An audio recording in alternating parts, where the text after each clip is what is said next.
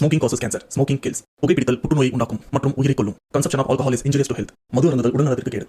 Subscriber Real Life Incident inspired by subscribers. இந்த சந்தாதாரர்களின் உண்மை சம்பவம் உங்களால் உருவாக்கப்பட்டவை.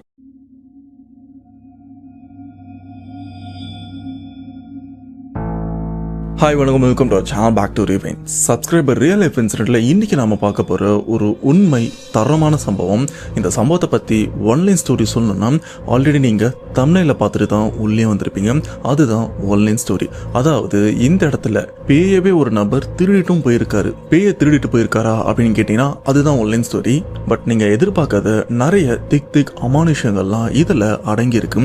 அப்படிப்பட்ட ஒரு உண்மை சம்பவத்தோட தான் இப்ப நான் வந்திருக்கேன். அதுக்கு முன்னாடி இந்த மாதிரி பேசும்போது உங்க லைஃப்ல நடந்திருக்கா, அப்படி நடந்ததுன்னா அதை நீங்க என்கிட்ட ஷேர் பண்ண நினைச்சீங்கன்னா டிஸ்பிளேல தெரியுற இந்த வாட்ஸ்அப் நம்பருக்கு உங்க லைஃப்ல நடந்த அந்த சம்பவத்தை ஒரு வாய்ஸ் நோட்டா எனக்கு நீங்க ஷேர் பண்ணுங்க. அப்படி நீங்க ஷேர் பண்ணது உண்மை சம்பவம் உண்மையிலே த்ரில்லிங்கா இருந்ததுன்னா கண்டிப்பா நம்ம சேனல்ல போஸ்ட் பண்றேன். ஸோ அவரை பேசாம வீடியோல போகலாம். நீங்க நம்ம சேனல் போஸ்ட் மறக்காம சேனல் சப்ஸ்கிரைப் பண்ணுங்க, பெல் பட்டன் கிளிக் பண்ணுங்க. இப்ப நம்ம வீடியோல போலாம்.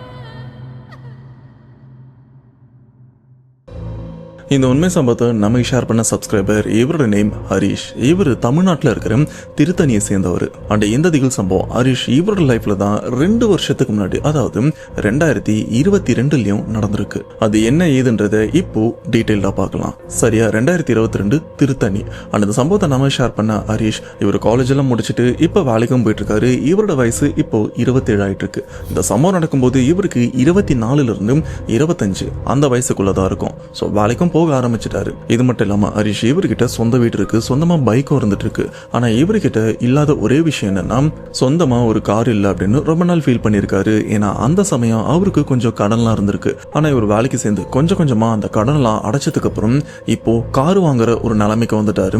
இதுக்கப்புறம் சென்னை சரௌண்டிங்ல இருக்கிற நிறைய செகண்ட் ஹேண்ட் ஷாப்ல போயிட்டு எந்த கார் வாங்கலாம் அப்படின்னு இவரும் பார்த்துட்டு இருக்காரு. அப்படி கார்லாம் சர்ச் பண்ணிட்டு இருக்கும்போது இவருக்கும் டாடா கம்பெனில ஒரு காரும் கிடைக்குது. நெக்ஸான்னு சொல்லுவாங்கல்ல, அந்த காரையும் பாக்குறாரு. இவருக்கு அந்த காரு ரொம்பவே பிடிச்சிருது. கடைசியா பேமெண்ட்லாம் பண்ணி அந்த காரையும் வாங்கிடுறாரு. ஹரிஷ் இவரை பொறுத்த வரைக்கும் நாம கார் வாங்கினதுல இருந்து நமக்கு ஒரு லக்கா இருக்கும், ஒரு அதிர்ஷ்டமா இருக்கும் அப்படின்னு நினைச்சுதான் இந்த காரையும் இவரு தேடி கிட்டத்தட்ட 4-5 ஷாப் போயிட்டு சர்ச் பண்ணி கடைசியா ஒரு ஷாப்ல தான் அந்த காரையும் வாங்கியிருக்காரு. ஆனா செகண்ட் ஹேண்ட்ல வாங்கின அந்த காரு இவங்க குடும்பத்துக்கு ஒரு யமனா வந்து நிக்கும் அப்படின்னு அப்போ அந்த சமயம் இவங்க கொஞ்சம் கூட எதிர்பார்க்கல. இப்படியே கார்லாம் வாங்கிட்டு சென்னையில இருக்கிற பாடிகார்ட் முனீஸ்வரன் கோயிலுக்கும் போறாங்க. அண்ட் அங்க போயிட்டு பூஜை பண்ணலாம் அப்படின்னு வண்டி நிறுத்தி அந்த பூஜைக்கு தேவையான அந்த அர்ச்சனை தட்டு மற்ற விஷயங்கள்லாம் வாங்குறாங்க. ஸோ இதெல்லாம் வாங்கி அங்க சாமி கிட்ட வச்சு அர்ச்சனை பண்ணும்போது பார்த்தீங்கன்னா அதுல முத தடவை அந்த தேங்காயை உடைக்கும் போது தேங்காய் பயங்கரமா அழுகி இருக்கு. இப்ப நார்மலா தேங்காய் உடைச்சாங்கன்னா ஒரு மாதிரி அழுகி இருக்கும். பட் இந்த தேங்காய் அதை உடைச்சதுக்கு அப்புறம் அதுல இருந்து பயங்கரமான துர்நாற்றமா அடிக்கவும் ஆரம்பிக்குது. அந்த துர்நாற்றம் எப்படி இருக்குன்னு பாத்தீங்கன்னா ஏதோ ஒரு விலங்கு இறந்து போய் அது அழுகி போனா ஒரு மாதிரி நாத்தடிக்கும் பாத்தீங்களா, அந்த மாதிரியான துர்நாற்றத்தை இவங்களும் உணர்ந்திருக்காங்க. இது ஒரு முக்கியமான விஷயம் சொல்லணும்னா இவங்களே பூஜை பொருளை வாங்கி இவங்களே சொந்தமா அர்ச்சனை பண்ணலாம் அப்படின்னு தான் நினைக்கிறாங்க. ஏன்னா காருக்கு பூஜை பண்ணணும்னு அங்க இருக்கிற அந்த குருக்களா அர்ச்சகரா அவரை கூப்பிட்டு பூஜை பண்ண சொன்னா அவரும் ஒரு பெத்த அமௌண்ட்டா சொல்றாரு. இதெல்லாம் சரிப்பட்டு வராது, நம்ம காருக்கு நம்மளே பண்ணிக்கலாம் அப்படின்னு சொல்லிட்டு இவங்களே இந்த பூஜை பொருள்லாம் வாங்கி பூஜை பண்ணும்போது தான் அந்த அழுகி போன தேங்காயை உடைக்க வேண்டிய சூழ்நிலையும் வருது. சரி, ஆல்ரெடி கெட்டு போன தேங்காயும் இருக்கும் அப்படின்னு நினைச்சு இவங்களும் அதை அப்படியே கடையில காமிச்சுன்னா தேங்காய் கெட்டு போயிருக்கு, வேற கொடுங்கன்னு சொன்னதுக்கு அப்புறம் வேற தேங்காயும் அவங்களும் கொடுக்குறாங்க. அண்ட் அதையும் நல்லா மனசார வேண்டி திரும்பவும் உடைக்கிறாங்க. சேம் இதுக்கு முன்னாடி அந்த தேங்காய் எந்த அளவுக்கு துர்நாற்றம் அடிச்சதும் அதே மாதிரி தான் இப்போ அந்த தேங்காயும் பயங்கரமா அழுகி போய் துர்நாற்றமும் அடிக்க ஆரம்பிக்குது. இப்படி 2வது உடைச்சா அந்த தேங்காவையும் எடுத்துட்டு போயிட்டு அங்க இருக்கிற அந்த கடைக்காரிட்ட காட்டும் போது அவரே கொஞ்சம் ஆச்சரியப்படுறாரு. ஏன்னா நார்மலா அழுகி போன தேங்காய்னா அதுல அந்த தேங்காயோட வாசனை ஓரளவுக்கு இருக்கும். என்னதான் அழுகி போன நாத்தமா இருந்தாலும் பட் தேங்காய்க்குன்னு ஒரு ஸ்மெல் இருக்கும் பாத்தீங்களா, ஒரு வாசனை, அந்த வாசனை கண்டிப்பா இருக்கும். ஆனா இந்த தேங்காயில ஏதோ சிதைந்து போன அழுகி போன உடலோட வாசனை வருது அப்படின்னு அவரும் கொமட்டிட்டு வந்திருக்கு. ஆனா இதுக்கப்புறம் ஹரிஷ் இவர் என்ன பண்றாருன்னா காசு கொடுத்து இன்னொரு தேங்காவையும் வாங்குறாரு. வாங்கி அந்த தேங்காய் தேங்காவே உடைக்கிறாரு. பட் உடைச்சதுக்கு அப்புறம் அந்த தேங்காய் நார்மலா இருக்கு. சரி சரி இதுக்கு முன்னாடி கொடுத்த தேங்காய் தான் சரியில்லை போல இருக்கு அப்படின்னு சொல்லிட்டு இந்த தேங்காவை உடைக்கிறாங்க. நார்மலா இருக்கு. அப்படியே பூஜை பண்ணிட்டு அப்படியே அவங்க ஃபேமிலியோட அங்க இங்கன்னு சுத்திட்டு, அதாவது சென்னையில இருக்கிற பீச் பார்க் அப்படிலாம் சுத்திட்டு லேட் நைட் போல தான் அங்க இருந்து, அதாவது சென்னையில இருந்து திருத்தணியை நோக்கி கிளம்பி போய்கிட்டு இருக்காங்க. இப்படி திருவள்ளூர்லாம் தாண்டி இவங்களும் திருத்தணியை நோக்கி போய்கிட்டே இருக்காங்க. அதுவும் நடுராத்திரி. வண்டியை ஓட்டிட்டு இருக்கிறது ஹரிஷ் தான். அண்ட் ஹரிஷோட அம்மா அப்பா, அவருக்கு ஒரு தங்கச்சி தம்பி இருக்காங்க. இவங்க 4 பேருமே கார்லயே உட்காந்துட்டு இருக்காங்க. இப்போ கார் ஓரளவுக்கு வேகமா அந்த ஹைவே ரோட்லயும் போய்கிட்டே இருக்கு. அப்படி போயிட்டே இருக்கும்போது பாத்தீங்கன்னா திடீர்னு காரு எதுலயும் மோதனா மாதிரி கொஞ்சம் குலுங்கவும் ஆரம்பிக்குது. அண்ட் இது மேலேயோ ஏறி இறங்கின மாதிரியும் ஒரு விஷயத்த இவங்களும் உணர்றாங்க. இப்படி வண்டி குலுங்கின உடனே வண்டியில தூங்கிட்டு இருந்த அம்மா அப்பா தம்பி தங்கச்சி எல்லாருமே பயத்துல அலறி அடிச்சு எந்திரிக்கிறாங்க. எந்திரிச்சு ஹரிஷ் கிட்டையும் கேட்கறாங்க. ஹரிஷ் இவரும், பா என்னன்னே தெரியல, எது மேல ஏத்தணும்னு தெரியல, எனக்கு தூக்க கலக்கமும் இல்ல, டயர்டும் இல்ல, நான் தெளிவா தான் வண்டி ஓட்டிட்டு இருந்தேன். அண்ட் எதிர்க்க ஆளுங்க வந்தா மாதிரியும் இல்ல, நாய் வந்தா மாதிரியும் இல்ல, ஆனா எது மேல இடிச்சேன்னு தெரியல. இந்த ஜங்ஷன்ல வேற கேமராலாம் இருக்கு, நாம அப்படியே போனா கண்டிப்பா பிரச்சனை வரதுக்கு வாய்ப்பு இருக்கு, ஜஸ்ட் என்னன்னு பார்த்துட்டு வந்துடுறேன், நீங்க கார்லயே இருங்கன்னு சொல்ல. பட் அப்பா என்ன சொல்றாருன்னா, டேய் நானும் கூட வரேன், மற்றவங்களாம் கார்லயே இருக்கட்டும், நீங்க யாருமே இறங்காதீங்க, நானும் ஹரிஷும் மட்டும் போய் பார்த்துட்டு வரேன்னு சொல்லிட்டு இப்போ இவங்க 2 பேருமே காரை விட்டு இறங்குறாங்க. இவங்க காரை விட்டு இறங்குற அந்த தருணத்துல பாத்தீங்கன்னா அந்த ஹைவே ரோட்ல எந்த வண்டியும் போகவும் இல்லை வரவும் இல்லை அந்த பர்டிகுலர் டைம்ல மட்டும். இது மட்டும் இல்லாம அந்த சரௌண்டிங்ல ஆட்கள் நடமாட்டமும் எதுவுமே இல்லை. இந்த சூழ்நிலையில இவங்களும் ரிவர்ஸ்ல நடந்தும் போறாங்க எந்த இடத்துல இந்த சம்பவம் நடந்ததோ. அப்படி போயிட்டே இருக்கும்போது பாத்தீங்கன்னா தூரத்துல ஏதோ ஒண்ணு அடிபட்ட மாதிரி இருக்கு, கொஞ்சம் பெருசாவும் இருக்கு. ஐயோ உண்மையிலே ஆளுங்க மேல ஏத்திட்டோமோ அப்படின்னு ஹரிஷ் இவரும் கொஞ்சம் கொஞ்சமா பதட்டமாகறாரு. ஆனா அப்பா இவரும், டேய் அதெல்லாம் பதட்டமாகாது, இதை பார்த்தா மனுஷ மாதிரி தெரியல, வா கிட்ட போய் பார்க்கலான்னு சொல்லிட்டு ஓரளவுக்கு இவங்க 2 பேருமே கொஞ்சம் கிட்ட போறாங்க. கிட்ட போய் பார்த்தா நாய் மாதிரி இருக்கு. ஆனா நாய் ரொம்பவே குண்டா கொஞ்சம் பெருசா இருந்தா எப்படி இருக்கும். அப்ப ஹரிஷ் இவருக்கும் பயம் கொஞ்சம் கம்மியாகுது. இருந்தாலும் நாய் மேல ஏத்திட்டுமே அப்படின்னு கொஞ்சம் கஷ்டப்படுறாரு. அப்படியே கொஞ்சம் கிட்ட வந்து பார்க்கும்போது தான் இவங்களுக்கும் உண்மை தெரியுது. இவங்க ஏத்தனது உண்மையிலே நாய் கிடையாது, அது ஒரு பன்றி, அதாவது பன்னின்லாம் சொல்லுவோம்ல, அதுதான் அந்த இடத்துல அடிபட்டும் இறந்து போயிருக்கு. இப்படி உண்மையிலேயே பன்றியை தான் இடிச்சிருக்குமே அப்படின்னு ஹரிஷ்க்கு தெரிஞ்சதுக்கு அப்புறம் அவருக்கும் ஒண்ணுமே புரியல. என்ன இது, இந்த இடத்துல பன்றிலாம் சுத்திட்டு இருக்கு அப்படின்னு அவரும் கொஞ்சம் யோசிக்கிறாரு. ஆனா அப்பா இந்த இடத்துல கொஞ்சம் பயப்படவும் ஆரம்பிக்கிறாரு. ஏன்னா பொதுவா ஒரு விஷயம் சொல்லுவாங்க, அதாவது இந்த சனி போனும் தனியா போகாதுன்னு ஒரு விஷயம் சொல்லுவாங்கல்ல, அதே மாதிரி கார்ல பன்னி அடிபட்டு பன்னி இறந்து போனா அது ஏதோ ஒரு அபசகுணம், அதுக்கு மேல அந்த காரை நாம யூஸ் பண்ணக்கூடாது அப்படின்னு நிறைய விஷயங்கள்லாம் சொல்லுவாங்க. பட் உண்மையிலேயே நான் கேட்கும்போது ஒருத்தவங்க ஒரு விளக்கமும் சொல்றாங்க. ஆனா இதுக்குண்டான கிளியரான விளக்கம் இந்த வீடியோ பார்க்குற உங்களுக்கு உண்மையிலே தெரிஞ்சதுன்னா அதை கமெண்ட் பாக்ஸில் மென்ஷன் பண்ணுங்க. ஏன்னா எனக்கு சுத்தமா தெரியல, கேட்ட எல்லாருமே நம்ப முடியாத விஷயத்தெல்லாம் சொல்றாங்க. ஸோ அதனால இதுதான்ப்பா ஃபேக்ட், இதுதான் உண்மையிலே இருக்கு அப்படின்னு உங்களுக்கு என்ன தெரியுமோ அதை நீங்க கமெண்ட் பாக்ஸில் டைப் பண்ணீங்கன்னா நானும் பார்த்து தெரிஞ்சுப்பேன். இப்போ ஹரிஷோட அப்பா ஹரிஷ் கிட்ட கேட்குற ஒரே விஷயம், இந்த வண்டியை திரும்ப விற்க முடியுமா, திரும்ப ரிட்டர்ன் பண்ண முடியுமா அப்படின்னு கேட்க ஹரிஷ் இவருக்கும் ஒன்றும் புரியல. என்னப்பா லூசு மாதிரி விளையாட்டு இருக்கு அப்படின்னு கேட்க, டேய் உனக்கு ஒன்றும் புரியாது, நான் சொல்ற விஷயத்த கேளு, தயவு செஞ்சு இந்த காரை ஒன்று வித்துரு, அப்படி இல்லைனா வாங்கின இடத்துல ரிட்டர்ன் கொடுத்துரு அப்படின்னு சொல்ல ஹரிஷ் இப்போ ரொம்பவே கோவப்படுறாரு. ஏன்னா இவர் ரொம்ப வருஷமா கார் வாங்கணும்னு ஆசைப்பட்டாரு. அப்படி இப்படின்னு நிறைய இடத்துல விசாரிச்சு அந்த எந்த காரு இவருக்கு செட் ஆகும், எது பட்ஜெட்டா இருக்கும் அப்படின்னு இவரும் தேடி பிடிச்சி இந்த காரியம் ஒரு நல்ல காரியம் வாங்கியிருக்காரு. அப்படி வாங்கின அந்த காரை ரொம்பவே ஹாப்பியோட வீட்டுக்கு எடுத்துட்டு போகும்போது தெரியாதனமா ஒரு பன்னி மேல இடிச்சிட்டாரு. அதுக்கு ஹரிஷோட அப்பா எதுக்கு இந்த காரை ரிட்டர்ன் இல்லைன்னா விற்கணும்னு சொல்றாரு அப்படின்னு இவருக்கும் சுத்தமா புரியல. ஒரு சைட்ல கோபமும் வருது. ஆனா ஹரிஷ் இவரோ இந்த ஒரு விஷயத்த கேட்கிற மாதிரி இல்லப்பா, ஒழுங்கா வா கிளம்ப அப்படின்னு சொல்லி ஹரிஷ் அவங்க அப்பாவையும் ஒரு மாதிரி திட்டுற மாதிரி, அதாவது அப்பா புள்ள எப்படி நார்மலா திட்டிப்பாங்க அந்த மாதிரி 2 பேருமே சண்டை போடுறாங்க. ஆனா இருந்தாலும் ஹரிஷ் அவங்க அப்பா, டேய் சொல்றது கேளுடா, இதுக்கு மேல இந்த வண்டி யூஸ் பண்ண நமக்கு தாண்டா பிரச்சனை, பேசாம வித்துடலாம் அப்படின்னு அவரும் சொல்ல ஹரிஷ் இவரும் முடியவே முடியாது, நான் எவ்வளவு கஷ்டப்பட்டு வாங்கியிருக்கேன்னு உனக்கே தெரியும், இப்போ வந்து லூசு மாதிரி பேசிட்டு இருக்கு அப்படின்னு அப்பாவை திட்டி அந்த இடத்த விட்டும் கார் கிட்ட கூட்டிட்டும் போயிடுறாரு. அந்த கார் கிட்ட போனதுக்கு அப்புறம் காரோல்ல அம்மா தம்பி தங்கச்சி இவங்க 3 பேருமே கொஞ்சம் பயத்துல இருக்காங்கல்ல. இப்போ அப்பா அவங்க மனைவியான ஹரிஷோட அம்மா நடந்த விஷயத்தையும் சொல்றாங்க. இந்த மாதிரி தெரியாதனமா பன்னி மேல வண்டி இடிச்சிட்டா அப்படின்னு சொல்லும் போது அவங்க அம்மாவும் கொஞ்சம் பதறியும் போறாங்க. சேம் ஹரிஷோட அம்மாவும் அதே விஷயத்த தான் சொல்றாங்க, எப்பா இந்த வண்டியை வித்துடலாம்ப்பா, அப்படி இல்லைன்னா வாங்கின இடத்துல கொடுத்துரு, இதே மாதிரி வேற நல்ல வண்டி கூட வாங்கிக்கோ, காசு முன்ன பின்ன செலவானாலும் பரவாயில்ல, தயவு செஞ்சு நாங்க சொல்ற விஷயத்த கேளு அப்படின்னு அவங்க அம்மாவும் சரி அப்பாவும் சரி ஹரிஷ் இவர்கிட்ட சொல்லும்போது இப்போ ஹரிஷ் இவருக்கு என்ன பண்றதுன்னு தெரியல. சரி ஏதா இருந்தாலும் வீட்டுக்கு போயிட்டு பேசிக்கலாம் அப்படின்னு சொல்லிட்டு இதுக்கப்புறம் எல்லாருமே வண்டிலையும் உட்காடுறாங்க. அண்ட் ஹரிஷ் இவரும் வண்டியை ஸ்டார்ட் பண்ணி கிளம்பலான்னு வண்டியை ஸ்டார்ட் பண்றாரு. ஆனா வண்டியை ஸ்டார்ட் பண்ணா இப்போ வண்டியும் ஸ்டார்ட் ஆகல. இப்படி வண்டி ஸ்டார்ட் ஆகாத இந்த ஒரு விஷயமே ஹரிஷ் இவருக்கு இன்னும் தலைவலி அண்ட் கோவத்தையும் ஏற்படுத்துது. ஏன்னா தெரியாதனமா பன்றி இடிச்சிட்டோம், அம்மா அப்பா இவங்களும் காரை ரிட்டர்ன் பண்ண சொல்றாங்க. இப்ப அதெல்லாம் போக வண்டி ஸ்டார்ட் ஆக மாட்டேங்குது அப்படின்னு ரொம்பவே எரிச்சலாகவும் வருது. உடனே ஹரிஷ் இவர் என்ன பண்றாருன்னா கோவமா வண்டியை விட்டு இறங்குறாரு. அது முன்னாடி வண்டியில எதனா அடிபட்டிருக்கா அப்படின்னு செக் பண்ணி பார்க்கும்போது ஃப்ரண்ட்ல அந்த பம்பர் ஏரியா கொஞ்சம் அடிபட்டு லைட்டா நெளிஞ்சிருக்கு. லைட்டா இல்ல, கொஞ்சம் அதிகமா நெளிஞ்சிருக்கு.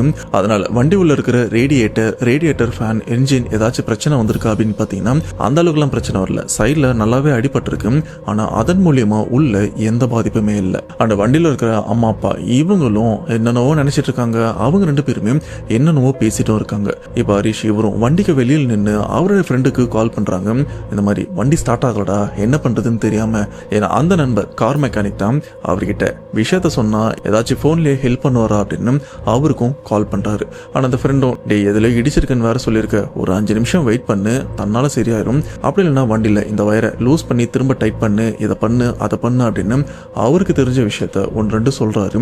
அதுக்கேத்த மாதிரி ஹரிஷ் இவரும் அந்த ஃப்ரெண்டு போன்ல சொல்றபடியும் இவரும் பேனட் ஓபன் பண்ணி வயர்லாம் கொஞ்சம் அட்ஜஸ்ட் பண்றாரு. இவர் வண்டியை ரோட்டுக்கு ஓரமா நிறுத்தி தான் இந்த ஒரு விஷயத்தையும் பண்ணிட்டு இருக்காரு. அப்படியே ரோட்டுக்கு இந்த சைட்ல பாத்தீங்கன்னா காடு மாதிரியான இடமும் இருக்கு, புதர்லாம் இருக்கு. சோ இவர் அந்த இடத்துல அந்த வேலைகள்லாம் பார்த்துட்டு இருக்க அப்போ இவருக்கு சைட்ல இருந்து பாத்தீங்கன்னா யாரோ ஒருத்தவங்க அழற மாதிரி ஒரு சத்தமும் கேக்குது. இந்த சத்தத்தை கேட்ட ஹரிஷ் அப்படியே பயந்து உடனே அப்படின்ற மாதிரி திரும்பியும் பார்க்கறாரு. திரும்பி பார்த்தா இவர் நிற்கிறாருல வண்டி முன்னாடி. ஸோ இவர் பக்கத்தில் இருந்து ஒரு 10-15 அடி தள்ளி பார்த்தீங்கன்னா யாரோ ஒருத்தவங்க பார்க்கறதுக்கு பெண் அப்படின்னு சொல்றதா இல்லை ஆண் அப்படின்னு சொல்றதா தெரியல, ஆனால் ஒரு மனுஷ உருவம் அந்த இடத்துலையும் நின்றுட்டும் இருக்கு.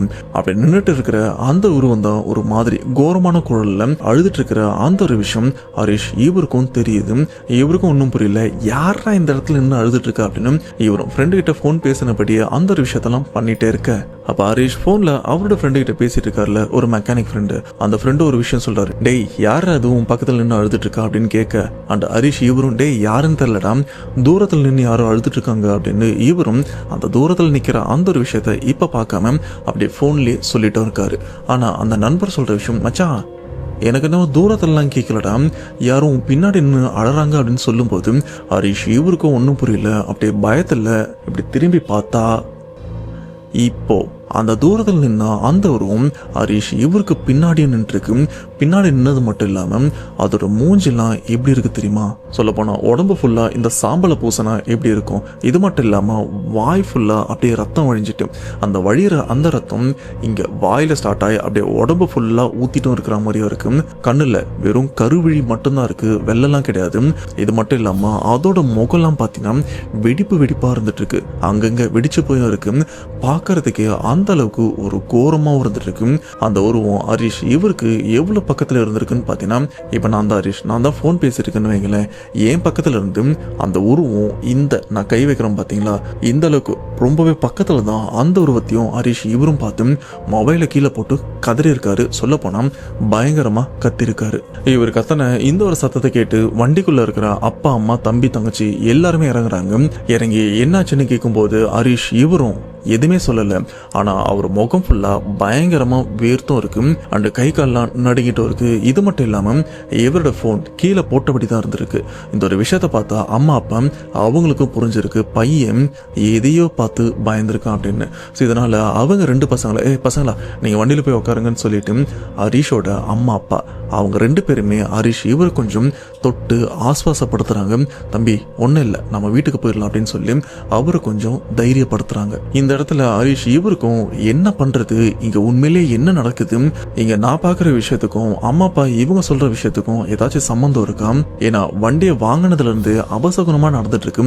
பொதுவா இந்த அபசகுனம் அப்படின்ற விஷயத்த வந்து நான் பெருசா நம்ப மாட்டேன். ஆனா பூஜை பண்ணும்போது 2 தேங்காய் பயங்கரமா அழுகியும் இருக்கு. அப்படிப்பட்ட அழுகுன அந்த ஒரு தேங்காவை என் வாழ்க்கையிலே நான் பார்த்ததும் இல்லை. இப்ப அங்கிருந்து கிளம்பி வீட்டுக்கு போலான்னு பார்த்தா பன்னியில் அடிபட்டு பன்னியும் செத்து போயிருக்கு. அதுக்கப்புறம் இங்க ஒரு உருவத்தையும் பார்க்குறேன்.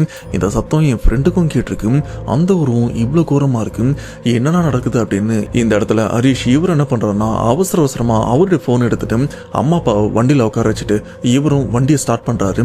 வண்டி ஸ்டார்ட் ஆயிருச்சு. அவர் ஃப்ரெண்டு சொன்னபடி அந்த ஒரு சில டிப்ஸ் ஒர்க் அவுட் ஆயிருக்கு. வண்டியும் ஸ்டார்ட் ஆயிருச்சு. இருந்தாலும் ஹரிஷ் இவருக்கு ஒரு டவுட்டும் இருக்கு. திரும்ப எப்ப இந்த வண்டி ஆஃப் ஆகும்னு தெரியாது.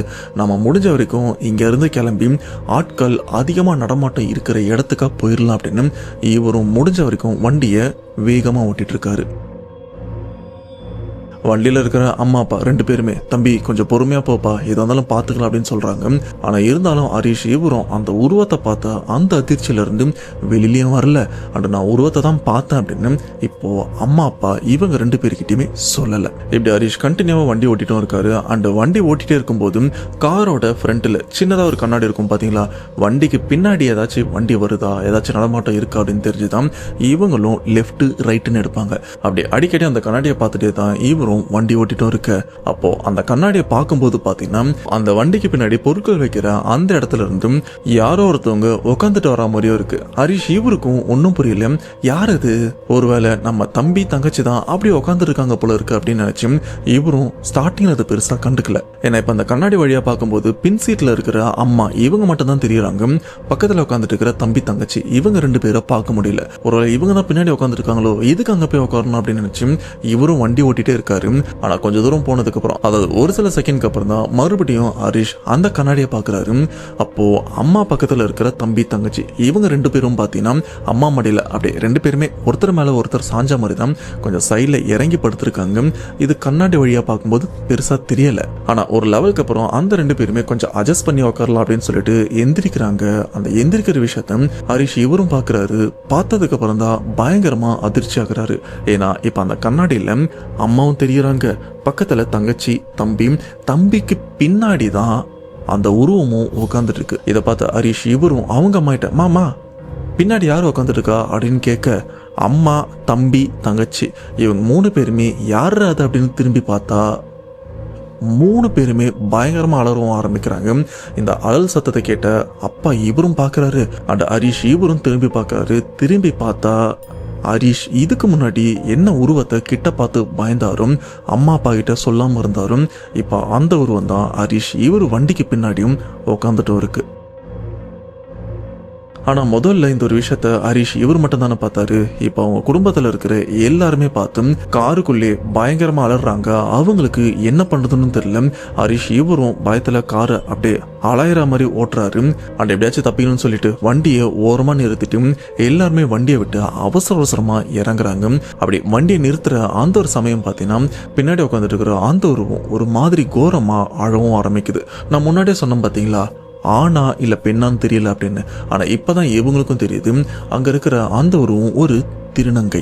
அதனால்தான் அந்த உருவத்தை பார்க்கும்போது இவங்களுக்கு ஆண் அப்படின்னு தோணிருக்கு, பெண் அப்படின்ற மாதிரியும் தோணிருக்கு. அழற அந்த ஒரு சத்தம் கூட அந்த 3ஆம் பாலினத்தவர் மாதிரி தான் இருந்திருக்கு.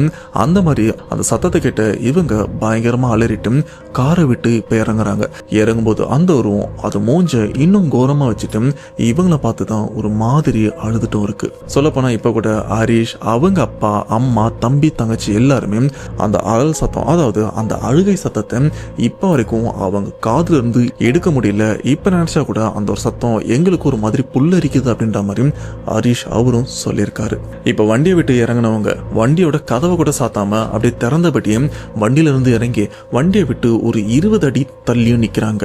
அப்ப அந்த சமயம் எதிர்க்க ரோட்ல வந்துட்டு இருந்த ஒரு பஸ், சொல்ல போனா மேல்மருவத்தூருக்கு வருஷம் மாலை போட்டு போவாங்கல்ல, சிகப்பு கலர் துணி சிகப்பு கலர்ல மாலை போட்டு எல்லாம் போவாங்கல்ல, அதே மாதிரி அந்த இடத்துல அந்த பஸ் ஃபுல்லா இருக்கிற அந்த பக்தர்கள்லாம் அந்த இடத்த கிராஸ் பண்ணும்போது இவங்களை கிராஸ் பண்ணிட்டாங்க.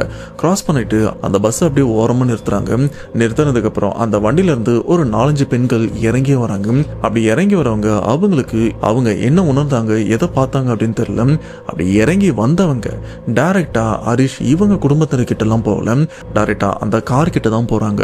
கார் கிட்ட போயிட்டு ஏய் உனக்கு இங்க என்ன வேலை, எதுக்கு இவங்களை தொந்தரவு பண்ணிட்டு இருக்க, மரியாதை இந்த இடத்த விட்டு போ அப்படின்னு அந்த வண்டியில இருக்கிறவங்க அந்த கார்ல ஏதோ ஒரு நபர் தான் உட்காந்துட்டு இருக்காங்க அப்படின்ற மாதிரி அவங்களும் கண்டபடி திட்டவும் ஆரம்பிக்கிறாங்க. இதை பார்த்த ஹரிஷ் அண்ட் அவங்க குடும்பத்தினருக்கு ஒண்ணுமே புரியல. இவங்க யாரு, திடீர்னு நீங்க வந்து இந்த மாதிரிலாம் பண்ணிட்டு இருக்காங்களே அப்படின்னு அவங்களுக்கு ஓரளவுக்கு ஆட்கள் இருக்காங்க அப்படின்னு கொஞ்சம் தைரியமாவும் இருக்கு. ஆனா உண்மையிலே இவங்க என்னதான் பண்றாங்க அப்படின்னு இவங்களுக்கும் ஒன்றும் புரியல. ஆனா அந்த 5 பேர்ல 30லேருந்து 35 வயசு பெண்மணியும் இருக்காங்க, வயசான பாட்டியும் இருக்காங்க. இதுல வயசான பாட்டி ஒருத்தவங்க அந்த கார் கிட்டே நிக்க, இன்னொரு பெண்மணி அந்த பாட்டி கூட நிக்கிறாங்க. அண்ட் மீதி இருக்கிற 2 பெண்மணி, இன்னொரு பாட்டி, இவங்க 3 பேருமே ஹரிஷ் நிக்கிறாங்கல்ல அவங்க குடும்பத்தினர், அவங்க கிட்டே வந்து அவங்கள ஆஸ்வாசப்படுத்துறாங்க. அதெல்லாம் ஒண்ணும் இல்லைங்க, பாட்டி பார்த்துப்பாங்க அப்படின்னு அவங்களும் சொல்ல. பட் ஹரிஷும் சரி அவங்க அம்மா அப்பாவுக்கும் சரி இங்க என்ன நடக்குது அப்படின்னு அவங்களுக்கும் ஒன்றும் புரியல. இதை பத்தி அவங்கிட்டையும், அதாவது மாலை போட்டிருக்காங்கல்ல அந்த பெண்மணிகள், அவங்ககிட்டயும் கேட்கறாங்க. அப்ப அந்த பெண்மணிகள் இதுலயும் குறிப்பா அதுல ஒரு பாட்டி இருக்காங்கன்னு சொன்னல, அந்த பாட்டி என்ன விஷயம் சொல்றாங்கன்னா, இல்லப்பா நாங்க மாலை போட்டுட்டு மேல்மருவத்தூரும் போயிட்டு இருந்தோம். அப்படி போயிட்டு இருக்கிற வழியில சரியா சொல்ல போனா ஒரு 5 நிமிஷத்துக்கு முன்னாடி அங்க இருக்காங்கல்ல ஒரு அம்மா, எங்க ஆளுங்க தான் அவங்க. அதுல அந்த அம்மா திடீர்னு சாமி வந்து ஆடவும் ஆரம்பிச்சாங்க. இந்த மாதிரி என்னை நம்பி வந்தவங்க இந்த வழியில பிரச்சனை மாட்டிட்டு இருக்காங்க, அவங்களுக்கு நான் உதவி பண்ணணும், சரியா நான் சொல்ற இடத்துல வண்டி நிறுத்து அப்படின்னு அவங்களும் சொன்னாங்க. ஆனா எங்கன்னு தெரியல, திடீர்னு வண்டி நிறுத்துன்னு சொல்லும் போது டிரைவரும் அவசர அவசரமா வண்டியை ஓரமா நிறுத்துறாரு. அண்ட் அவங்களும் சாமி வந்தபடி வண்டியில இருந்து இறங்கி வெளியில வந்தாங்க. அண்ட் எதிர்க்க வண்டி இருக்குன்னு பார்க்காம ரோட்டையும் தாண்டி டைரக்டா இந்த காரு கிட்ட வந்து, உனக்கு இங்க என்ன வேலை, நீங்க என்ன பண்ணிட்டு இருக்க அப்படின்னு அவங்களும் பேச ஆரம்பிச்சுட்டாங்க. சொல்ல போனா எங்களுக்கும் என்ன நடக்குதுன்னு தெரியலமா அப்படின்னு அந்த மாலை போட்டிருந்தவங்க ஹரிஷ் இவங்க குடும்பத்தினர்கிட்ட சொல்ல, அப்ப ஹரிஷ் இவரும் ஆரம்பத்துல இருந்து இப்ப நடந்த வரைக்கும் எல்லாத்தையுமே சொல்றாரு. அண்ட் இப்ப உருவத்தை பார்த்து தான் நாங்க அலறடிச்சு வந்திருக்கோம், மேபி அந்த உருவத்தை துரத்துறதுக்காக தான் பாட்டி அவங்கள முயற்சி பண்றாங்க அப்படின்னு ஹரிஷ் இவங்களும் கொஞ்சம் தைரியமாகறாங்க. இதுக்கப்புறம் அந்த உருவத்தை துரத்திட்டு இருக்கிற அந்த ஒரு பாட்டியும் அந்த வண்டியில இருந்து நகர்ந்து எதையோ துரத்திட்டு ஓடுற மாதிரியும் இருக்கு. ஆனா கூட இருக்கிறவங்க அந்த பாட்டியை கொஞ்சம் கண்ட்ரோல் பண்றாங்க. இதுக்கப்புறம் உன்னை இவங்க குடும்பத்துக்கிட்ட பார்த்தேன், உன்னை நான் எரிச்சிருவேன் அப்படின்ற மாதிரி அவங்களும் இது ஏதோ சொல்றாங்க. அப்படி சொன்னதுக்கு அப்புறம் அந்த பாட்டி அந்த இடத்துல அப்படி மயங்கி விழுறாங்க. மயங்கி விழுந்த ஒரு சில நிமிஷத்துல பார்த்தீங்கன்னா பாட்டி கொஞ்சம் தெளிவாயிடுறாங்க, நார்மலா பேசுறாங்க, நார்மலா நடக்கிறாங்க. அப்ப கூட அந்த பெண்மணிகள் இருக்காங்கல்ல, அவங்க கிட்ட வண்டியில அது இருக்கு, அதை எடுத்துட்டு வாங்க அப்படின்னு அந்த பெண்மணிகள் கிட்ட சொல்ல, அவங்களும் ரோட்டை தாண்டி அந்த பஸ் கிட்டயும் போறாங்க. பஸ்ல போயிட்டு எதையோ எடுத்துட்டு வராங்க. என்னன்னு பார்த்தா பெரிய திரிசூலமும் எடுத்துட்டு வராங்க. நார்மலா அம்மன் அவங்க கையில திரிசூலமும் இருக்கும்ல, அதை தான் இப்போ அந்த வண்டியில இருந்து எடுத்துட்டு வந்து பாட்டி இவங்க கிட்டயும் கொடுக்குறாங்க. அந்த சூலத்தை வாங்கின உடனே மறுபடியும் பாட்டி இவங்களுக்கு சாமிலாம் வரல, அந்த சூலத்தை கையில வாங்கி மனசுல அவங்க தெய்வத்தையும் நினைக்கிறாங்க. அப்படி நினைச்சு அந்த பாட்டி அந்த வண்டியை 3 சுத்தும் சுத்தி வராங்க. அப்படி சுத்தி வந்ததுக்கு அப்புறம் பாத்தீங்கன்னா அந்த காரோட ஃப்ரண்ட் 2 டயர் இருக்கு பாத்தீங்களா, அதுல ஃப்ரண்ட்ல ரைட் சைட்ல இருக்கிற அந்த டயர் கிட்டயும் பாட்டி நிக்கிறாங்க. நின்னு அந்த டயரை 2 தட்டும் தட்டுறாங்க. அப்படி தட்டும் போது பாத்தீங்கன்னா தூரத்துல இருந்து ஒரு மாதிரி கத்துற சத்தமும் கேக்குது. அந்த சத்தம் வேற எதுவுமே இல்லை, இப்போ இந்த வண்டியில இருந்து ஒரு உருவம், அதாவது ஹரிஷ் இவங்க கூட ஒரு உருவத்தை பார்த்திருப்பாங்கல்ல, அந்த உருவம் இந்த வண்டி விட்டு இறங்கி ஓடிச்சு. அப்படி ஓடின உருவம் எங்க நிக்குதுன்னு தெரியல, ஆனா இவங்க சரௌண்டிங்ல எங்கேயும் நிக்குது. இப்போ அந்த உருவம் கத்துற சத்தம் தான் இவங்களுக்கும் கேட்க, அப்ப இந்த பாட்டி என்ன சொல்றாங்கன்னா, தம்பி இங்க வா அப்படின்னு ஹரிஷ் அவரையும் கூப்பிடுறாங்க. இப்ப இந்த சூலத்தை ஹரிஷ் இவர்கிட்டயும் கொடுத்து, உன்னால முடிஞ்ச வரைக்கும் வேகமா இந்த டயரை குத்து அப்படின்னு சொல்றாங்க. ஆனா ஹரிஷ் இவரும், எதுக்கு பாட்டி, எதுக்கு இந்த டயரை குத்தணும், அந்த டயரை குத்தனா நான் எப்படி வண்டி ஓட்டிட்டு போவேன் அப்படின்னு கேட்க, உயிர் பொழைக்கணுமா வேணாமா அப்படின்னு அந்த பாட்டி ஒரே வார்த்தை தான் கேட்குறாங்க. ஆல்ரெடி ஒரு விஷயத்திலே பட்டுட்டோம், இதுக்கப்புறமாச்சு பெரியவங்க சொல்றதை கேட்கலாம் அப்படின்னு ஹரிஷ் இவர் என்ன பண்றாருன்னா அந்த சூலத்தை வாங்கி அப்படியே 2 கையால பிடிச்சி அதோட கூர்மையான பகுதியை வந்து அந்த டயர்ல வேகமா முடிஞ்ச வரைக்கும் அந்த மரண பயத்தோட வேகமா குத்துறாரு. அப்படி குத்துனதுல பாத்தீங்கன்னா டயர் பஞ்சர் ஆயிருது. அப்படி பஞ்சர் ஆகிற அந்த ஒரு சமயமும் அந்த தூரத்துல இருந்து அந்த உருவும் பயங்கரமா கத்துற அந்த ஒரு சத்தமும் ரெண்டுமே ஒரே நேரத்துல கேட்க இங்க இருக்கிற யாருக்குமே ஒன்னும் புரியல. அப்ப அந்த பாட்டி சொல்ற விஷயம், தம்பி இது உங்க வண்டியா அப்படின்னு பாட்டி அவங்களும் கேட்க, இல்ல பாட்டி இன்னைக்குதான் இந்த வண்டியை வாங்கணும், வாங்கி எடுத்துட்டு வர வழியில நிறைய தடங்கள் அப்படின்னு சொல்லும் போது பாட்டி அதுக்கு முன்னாடியே சொல்லிடுறாங்க, என்னப்பா வர வழியில பண்ணி இடிச்சிட்டியா, அந்த வர வழியில உருவத்தை பாத்தியா, அந்த உருவம் உன் வண்டியில உட்காந்துட்டு இருந்தா அப்படின்னு ஹரிஷ் இவர் சொல்றதுக்கு முன்னாடி அவர் எல்லாத்தையும் சொல்லும் போது ஹரிஷ் இவருக்கும் சரி அவங்க குடும்பத்தினருக்கும் என்ன சொல்றதுன்னு தெரியாம அப்படி திகைச்சு போய் நிக்கிறாங்க. இது மட்டும் இல்லாம பாட்டி அவங்க என்ன சொல்றாங்கன்னா, இந்த டயரை நீங்க கழட்டுங்க, வண்டியில எப்படியா இருந்தாலும் இன்னொரு டயர் ஸ்டெப்னின்னு ஒண்ணு இருக்கும், அதை நீங்கள் போட்டு நான் சொல்கிற அட்ரஸுக்கு நீங்கள் போங்க, அப்படி போனீங்கன்னா தான் இந்த ஒரு விஷயம் சரியாகும் அப்படின்னு சொல்லும்போது ஹரிஷ் இவரும் மறுபடியும் ஏன் எதுக்குன்னு கேட்குறாரு. அப்போது ஹரிஷோட அப்பா ஹரிஷ் அவரை பயங்கரமாக திட்டி, அம்மா நீங்கள் சொல்லுங்கள் நாங்கள் போகிறோன்னு சொல்லி அந்த பாட்டிக்கிட்ட அட்ரஸும் வாங்குறாங்க. அட்ரஸ் வாங்கினது மட்டும் இல்லாமல் பாட்டி அவங்க இடுப்பில் ரொம்பவே சின்னதாக ஒரு திரிசூலம் மாதிரி ஒரு ஒன்று இருக்கு, அதை எடுத்து ஹரிஷோட அப்பா கிட்டையும் கொடுக்குறாங்க. நீங்கள் போய் சேர்ற வரைக்கும் இந்த பொருள் உங்களுக்கு பாதுகாப்பாக இருக்கும், பத்திரமா போயிட்டு வாங்கன்னு சொல்லிட்டு இப்போ இந்த பத்திரங்கள் எல்லாருமே திரும்ப அந்த பஸ்ஸில் ஏறி அந்த இடத்த விட்டும் கிளம்பிடுறாங்க. இப்போ ஹரிஷ் அவங்க அப்பா இவங்க 2 பேருமே வண்டியில் இருக்கிற ஸ்டெப்னியை மாத்துறதுக்கான அந்த விஷயங்கள்லாம் பண்ணிட்டு இருக்காங்க. அண்ட் ஆல்ரெடி பஞ்சரான அந்த ஸ்டெப்னியை உருட்டிட்டு போகும்போது பார்த்தீங்கன்னா அந்த ஸ்டெப்னிக்குள்ள ஏதோ கடமுடன்னு ஆடுற சத்தமும் கேட்குது. இது இவங்களுக்கு ஒன்றுமே புரியல. சரி ஏதோ இருந்தாலும் அங்கே போய் பார்த்துக்கலாம்னு சொல்லிட்டு பஞ்சர் பண்ண டயரை வண்டியில் வச்சுட்டு இப்போ ஸ்டெப்னியை மாட்டிட்டு இந்த இடத்த விட்டு இப்போ பாட்டி சொன்ன அந்த அட்ரஸுக்கும் போகிறாங்க. அங்கே போனால் அது ஒரு மாந்திரிகர் வீடு. அண்ட் அந்த மாந்திரிகரும் கண்டிப்பாக இவங்க வருவாங்க அப்படின்ற மாதிரி இவங்களுக்காகவே காத்துட்டும் இருக்காங்க. வந்துட்டீங்களா, நீங்கள் வந்து சேர்றதுக்கு இவ்வளோ நேரமா அப்படின்னு அந்த மாந்திரிகரும் சொல்ல, நான் வருவேன்னு உங்களுக்கு எப்படி தெரியும் அப்படின்னு இவங்களும் கேட்டிருக்காங்க. இல்லை எல்லாத்தையுமே அந்த அம்மா ஃபோன் பண்ணி சொல்லிட்டாங்க, உங்களுக்காக தான் நான் காத்துருந்தேன். சரி அந்த பஞ்சர் பண்ண டயர் எடுத்துட்டு வாங்க அப்படின்னு சொல்கிறாங்க.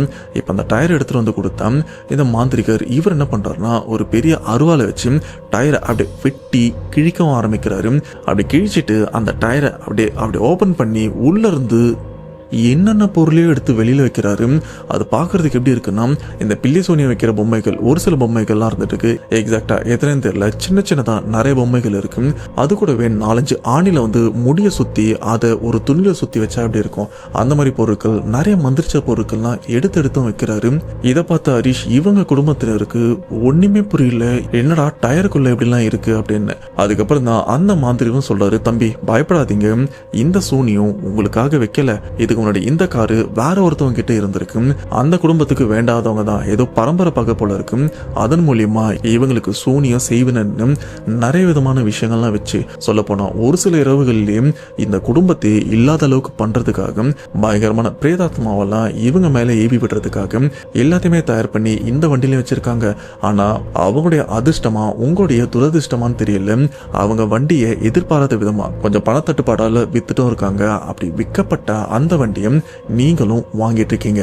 இதனால தான் இந்த வண்டியில மறைவா சொல்ல போனா டயர் உள்ள யாராச்சும் செக் பண்ணுவாங்களா, அதனால டயர் உள்ள வச்சா அந்த ஏவெல்லாம் இந்த வண்டியில வந்த உங்களை தாக்கவும் ஆரம்பிச்சிருக்கு. ஆனா நீங்க கொஞ்சம் தாமதிச்சிருந்தாலும் உங்க குடும்பத்துல ஒரு சில உயிர் பலிகள் விழுந்திருக்க நிறையவே வாய்ப்பு இருக்கு அப்படின்னு சொன்னதுக்கு அப்புறம் இங்க இருக்கிறவங்களுக்கு எல்லாம் ஒண்ணுமே புரியல, என்னடா ஆசைப்பட்டு ஒரு கார் வாங்கினது தப்பா அப்படின்னு. இதுக்கப்புறம் அந்த மாந்திரிகரும் அந்த செய்வினை ஏவல் எல்லாத்தையுமே வந்து ஒரு முட்டுக்கட்டு போடுறதுக்காக அதை எல்லாத்தையுமே எடுத்து ஒரு பெரிய சகப்பு துணிலையும் வைக்கிறாங்க. இது மட்டும் இல்லாம உங்ககிட்ட பணம் சில்ட்ரன் ஏதாச்சும் இருந்ததுன்னா அது எல்லாத்தையுமே இதில் போடுங்க, உங்களால் முடிஞ்ச வரைக்கும் போடுங்க, பெரிய தொகையெல்லாம் போடாதீங்கன்னு சொல்லும் போது ஹரிஷ் இவங்க மாயிட்ட கோவில் உண்டியில் போகிறதுக்கு நிறைய சில்ட்ரன்லாம் இருக்கு, அந்த சில்ட்ரெல்லாம் எடுத்தும் போடுறாங்க. அண்ட் ஹரிஷ் இவர்கிட்ட கொஞ்சம் காசு இருக்கு, அதில் கொஞ்சமாக எடுத்தும் போடுறாங்க. அந்த மாதிரி அவங்க குடும்பத்தில் இருக்கிற எல்லாருமே கொஞ்சம் காசும் அதில் போட்டு இப்போ அதை ஒரு மூட்டை மாதிரி கட்டியும் வைக்கிறாங்க. ஆனால் இப்போவும் இவங்க நேரமா இல்லை என்னன்னு தெரியல, இந்த ஒரு விஷயத்த தூரத்துல இருந்து பார்த்துட்டு இருந்த ஒரு திருடர் இந்த மூட்டை ஃபுல்லா பணம் தான் இருக்கு அப்படின்னு நினைச்சு அவர் என்ன பண்றாருன்னா இந்த மூட்டையை திருடுறதுக்காக ஸ்கெட்சும் போட்டுட்டு இருக்காங்க. அது என்னன்னா இப்ப இந்த விஷயத்தெல்லாம் அதாவது அந்த ஏவல் அதை எல்லாத்தையுமே சரி பண்ணிட்டாங்க. சரி பண்ணிட்டு இந்த பக்கம் ஹரிஷ் இவங்க குடும்பம் மரத்துக்கிட்ட உட்காந்து கொஞ்சம் ரெஸ்ட் எடுத்துட்டும் இருக்காங்க. ஏன்னா நைட்டு ஃபுல்லா ரெஸ்டே இல்லாம வந்திருக்காங்க. அப்படி அந்த இடத்துல உட்காந்துட்டு இருக்கும்போது அந்த மாந்திரிகரும் அவங்கள பத்தி, ஆமாங்க நீங்க எந்த ஊரு என்ன பண்றீங்க அப்படின்னு சும்மா விசாரிச்சுட்டு வந்திருக்காங்க. சரி கொஞ்ச நேரம் பேசுனதுக்கு அப்புறம் சரிங்க நாங்க கிளம்புறோம்னு சொல்லிட்டு ஹரிஷ் இவரும் அந்த இடத்துக்கு வந்து பார்த்தா அந்த பணம் மூட்டை சேர்ந்த அந்த ஒரு பொருள் எங்க போச்சுன்னே தெரியல, ஆலயம் காணும். இது ஹரிஷ் அந்த மாந்திரிகர்கிட்டையும் சொல்ல அவருக்கும் ஒன்றும் புரியல, ஐயோ எவனை எடுத்துட்டு போயிட்டான் போல இருக்கு, எனக்கு தெரிஞ்சு அந்த நாதாரியா தான் இருப்பான் அப்படின்னு சேம் இதே வார்த்தையை அந்த மாந்திரிகர் சொன்னதாகவும் சொல்றாங்க. அது என்னன்னா அந்த மாந்திரிகர் அவர் இருக்கிற அந்த ஏரியால எப்பவுமே ஒருத்தன் குடிக்காக, அதாவது சாராயம் குடிக்கிறதுக்காக கிடைச்சத இந்த இரும்பு பொருளாக இருக்கட்டும் பாட்டிலாக இருக்கட்டும் இந்த மாதிரி போட்டு வரது மூலியமா குடிச்சிட்டு ஒருத்தர் ஊரை சுத்திட்டு இருப்பாராம். இப்போ இந்த இடத்துல அந்த ஏவலெல்லாம் அடைச்சி அதில் பணம்லாம் போட்டிருக்காங்கல்ல, இதில் அந்த ஏவல் அடைச்ச விஷயத்தெல்லாம் அந்த நபர் பார்த்தாரா இல்லையான்னு தெரியல. ஆனால் இந்த குடும்பத்தினர் பணத்தை போட்ட விஷயத்த மட்டும் அவர் மேபி பார்த்துருப்பாரு போல இருக்கு. அதனால தான் அதுக்காக காத்துட்டு இருந்து இப்போ அந்த பணத்தோட மூட்டையை எடுத்துட்டும் போயிட்டு இருக்காரு. ஆனால் ஹரிஷ் இவரும் கேட்கிறாரு, எங்க இதால எங்களுக்கு ஏதாச்சும் பிரச்சனை வருமா அப்படின்னு கேட்க, இல்லப்பா இதனால இதுக்கப்புறம் உங்களுக்கு உங்களுக்கு எந்த பிரச்சனையுமே வராது. ஆனா எடுத்துட்டு போனவன் நிலைமை என்னன்னு எனக்கு தெரியல, ஆனா உங்களுக்கு கண்டிப்பா இதுக்கப்புறம் எந்த பிரச்சனையுமே வராது அப்படின்னு சொல்ல, அப்ப ஹரிஷோட அப்பா கேக்குறாங்க, ஐயா வண்டியில நாங்க பண்ணி இடிச்சிட்டோம், அதனால ஏதாச்சும் பிரச்சனை வருமா அப்படின்னு கேட்க, அதுக்கு அந்த மாந்திரிகர் அதுக்குண்டான அந்த பரிகாரம் அதெல்லாம் என்னென்ன பண்ணணுமோ அதெல்லாம் பண்ணி விட்டுறாரு. இதுக்கப்புறம் நீங்க தாராளமா இந்த வண்டி நீங்க யூஸ் பண்ணலாம், எந்த பிரச்சனையுமே வராதுன்னு சொல்லி இப்போ ஹரிஷ் அவங்க குடும்பத்தை இந்த இடத்த விட்டும் அனுப்புறாங்க. ஃபைனலா ஒரு சில மணி நேரம் கழிச்சு ஹரிஷ் அவங்களும் அவங்க வீட்டுக்கும் போய் சேர்ந்துறாங்க. வீட்டுக்கு போய் சேர்ந்ததுக்கு அப்புறம் தான் ஒரு நிம்மதி பெருமூச்சம் விடுறாங்க. அண்ட் ஹரிஷ் இவருக்கும் ஓரளவுக்கு நிம்மதியா இருக்கு. நம்ம ஆசைப்பட்டு வாங்கின என்னதான் இருந்தாலும் டயர் போயிடுச்சு, பட் டயர் ஒரு 5,000-6,000 வரும், அதை நம்ம வேற பாத்துக்கலாம். அண்ட் கார்ல சின்னதா டென்ட் இருக்கு, மொத்தமா ஒரு 10,000 வச்சுன்னா சரி பண்ணிக்கலாம், மத்தபடி வண்டி நம்மளை விட்டு போகல அப்படின்னு இவரும் சந்தோஷப்படுறாரு. சொல்ல போனா இதுக்கப்புறம் இவருக்கும் எந்த பிரச்சனையுமே இல்லை. ஆனா இதுல இருந்து ஒரு 2 நாள் கழிச்சு அந்த மாந்திரிகரோட நம்பர் வாங்கிட்டு தான் வந்திருக்காரு. அவருக்கும் சும்மா எதிர்ச்சியா கால் பண்ணி, ஐயா அன்னைக்கு அந்த ஒரு பொருள் காணாம போச்சுல்ல, அந்த ஏவல் பொருள் பணம்லாம் போட்டு வச்சுமே, அதை பத்தி ஏதாச்சும் விவரம் தெரிஞ்சதா அப்படின்னு கேட்கும்போது, ஓ ஆமாப்பா நான் சொல்ல நினைச்சேன் மறந்துட்டேன், நான் முன்னாடியே சொன்னலப்பா எங்க ஏரியால இந்த மாதிரி ஒருத்தன் சுத்திட்டு இருக்கான், மேபி அவன் தான் எடுத்திருப்பான் அப்படின்னு. உண்மையிலேயே அவன் தான் எடுத்திருக்கான், இப்போ அவன் உயிரோட இல்லை, அவன் பணத்துக்காக தான், சொல்ல போனால் குடிக்கிறதுக்காக தான் அந்த ஒரு விஷயத்த பண்ணான், அதை தெரியாம நாம அடைச்சு வச்சா அந்த ஏவலை திறந்து விட்டுட்டு இருக்கான். அப்படி திறந்து விட்டா அந்த ஏவல் அவனையும் அடிச்சிருக்கு. இது மட்டும் இல்லாம அந்த ஏவலை யாரு வச்சாங்களோ அவங்களையும் போய் அடிச்சிட்டு இருக்கு. இப்ப திருடனை இவனும் உயிரோட இல்லை, அண்ட் அந்த ஏவலை வச்சா அந்த குடும்பத்திலும் அநேகமா 2 உயிர் போயிருக்கிறதுக்கு வாய்ப்பு இருக்கு. ஆனா இதனால உங்களுக்கு ஏதாச்சும் பாதிப்பு இருக்குமான்னு கேட்டீங்கன்னா உங்களுக்கு எந்த பாதிப்பும் இல்லப்பா, எந்த பிரச்சனையுமே இல்லை. ஆனா இன்கேஸ் ஏதாச்சும் பிரச்சனை இருக்கிற மாதிரி இருந்ததுன்னா முன்னாடியே என்கிட்ட வந்துருங்க. ஆனா ஓப்பனா சொல்ல போனா உங்களுக்கு இதுக்கப்புறம் பிரச்சனை இருக்காது, நிம்மதியா இருங்கன்னு சொல்லிட்டு அந்த மாந்திரிகரும் போனை வச்சிட்டு இருக்காரு. இப்பதான் ஹரிஷ் இவருக்கு ஒரு செகண்ட் அப்படியே ஹார்ட் அட்டாக்கே வந்துட்டு போன மாதிரி ஒரு உணர்வு இருந்திருக்கு. ஏன்னா தெரியாதனமா காசுக்காக ஆசைப்பட்டு அந்த பைய ஓபன் பண்ணவன் நிலைமையே இப்போ உயிரோட இல்லைன்னா நம்ம ஒரு சில நேரம் குடும்பத்தோட அந்த பேய் கூட சுத்தி இருக்கும், கொஞ்சம் லேட்டா இருந்தா நம்ம குடும்பத்துக்கு என்ன இருக்கும் அப்படின்னு இவர் அந்த இடத்துல பயங்கரமா ஃபீல் பண்றாரு. அண்ட் டைரக்டா பூஜை ரூம்ல போயிட்டு அவங்க குலதெய்வமான அம்மன் அவங்கள வேண்டிக்கிறாங்க. ஏன்னா நைட்டு அவங்க மூலியமா அந்த பாட்டி வந்துதான் இவங்களே காப்பாத்திருக்காங்க. சோ இதுதான் ஹரிஷ் நமக்கும் ஷேர் பண்ண அந்த உண்மை சம்பவம். கண்டிப்பா இந்த மாதிரி ஒரு உண்மை சம்பவத்தை நீங்களும் கேட்டிருக்க மாட்டீங்க, நானும் கேட்டதில்லை. குறிப்பா அந்த திருட்டு சம்பவம், பாவம் அவரும் உயிரோட இல்லை. ஸோ ஹரிஷ் இவரோட லைஃப்ல நடந்த இந்த சம்பவத்தை கேட்கும்போது உங்களோட தாட் என்ன மறக்காம கமெண்ட் பாக்ஸ்ல மென்ஷன் பண்ணுங்க. அவ்வளோதான் மக்களே, சம்பவம் ஓவர். கண்டிப்பா இந்த சம்பவம் உங்களுக்கு ரொம்ப பிடிச்சிருக்குன்னு நினைக்கிறேன். அண்ட் நல்ல ஹாரரை என்ஜாய் பண்ணிருப்பீங்க அப்படின்னு நம்புறேன். இந்த மாதிரி உங்க லைஃப்ல இல்ல உங்க நண்பர்களுடைய லைஃப்ல இந்த மாதிரி பேய் சம்பவம் நடந்திருக்கா, அப்படி நடந்ததுன்னா மறக்காம என்கிட்ட ஷேர் பண்ணிருங்க. டிஸ்கிரிப்ஷன்ல நம்பர் கொடுத்துருக்கேன். இது கூடவே நம்ம சேனல்ல உங்க ஃப்ரெண்ட்ஸ் அண்ட் ஃபேமிலிக்கு மறக்காம ஷேர் பண்ணுங்க. நெக்ஸ்ட் இன்ட்ரெஸ்டிங்கான வீடியோல கண்டிப்பா உங்களை வந்து நான் மீட் பண்றேன். அதுவரை உங்களிடமிருந்து விடைபெறுவது உங்கள் நான்.